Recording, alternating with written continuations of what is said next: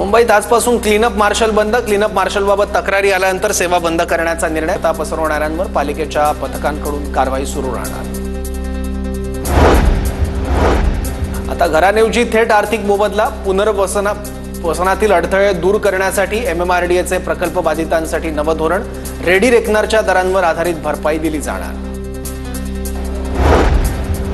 भोरमध्ये अवकाळी पावसामुळे वरंदा घाटातील रस्ता चिखलमय झाल्याने वाहतूक काही काळासाठी विस्कळीत. रुंदीकरणाच्या कामामुळे रस्ता चिखलमय.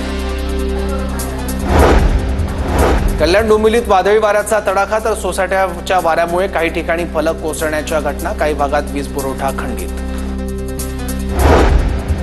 सोलापूरच्या माळशिरस तालुक्यातील तरंगफळमध्ये शेतकऱ्यांकडून सेंद्रिय गटाची स्थापना. मातीचं पूजन करत शेतकऱ्यांकडून सेंद्रिय शेतीची शपथ.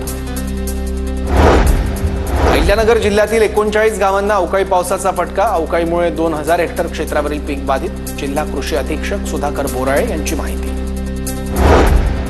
जळगावच्या लोणवाडी रस्त्याच्या दुरवस्थेमुळे शेतकऱ्यांच्या कापसाचा ट्रॅक्टर पलटी. अपघातात शेतकऱ्याचं मोठं नुकसान. तातडीने रस्ता दुरुस्त करण्याची शेतकऱ्यांची मागणी.